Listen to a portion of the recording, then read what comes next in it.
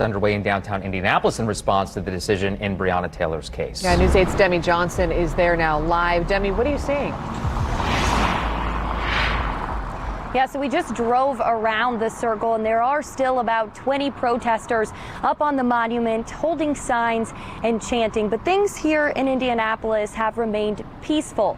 But earlier today, protesters did tell us we could see several more days of this, which has caused some downtown business owners to take action right away. Boarding up to prepare for the worst. Employees at Big Red Liquor say their bosses told them to get all of the windows covered to prepare for possible riots. Just across the street, new black boards can also be seen at Winter Circle.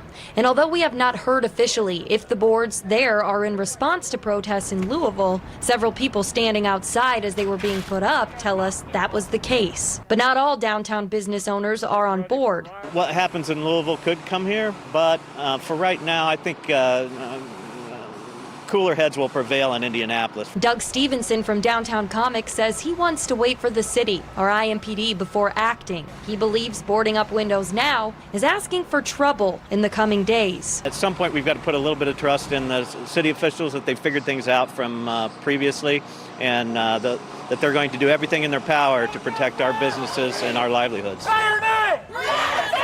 Meanwhile, protesters wasted no time hitting the streets in downtown Indianapolis. Problem with Louisville is the fact that after 194 days, nearly 200 days, trying to get the bad apples out, we are here at this main roadblock at the end, figuring out it's the whole orchard. Every tree, every department is rotten. Matt Davis from the Racial Justice Alliance says his group is calling for a partial defunding of police, to refund public services and programs, a directly elected citizen council, and to end cash bail. In some ways, IMPD Major Harold Turner can see where protesters are coming from, but he wants to make sure people understand police officers are only a small percentage of the entire criminal justice system. We have to focus on that larger system. And the police, we are a loyal profession.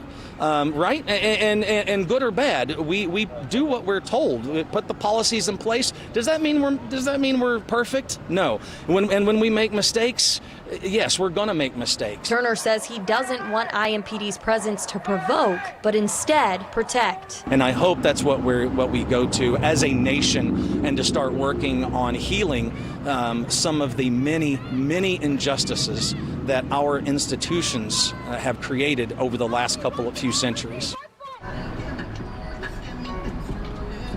So far, we have not heard any official plans for more protests this week, but if that changes, we'll be sure to let you know on air and online. Live downtown, Demi Johnson, Wish TV, wishtv.com, and be sure to follow us on Facebook. Demi,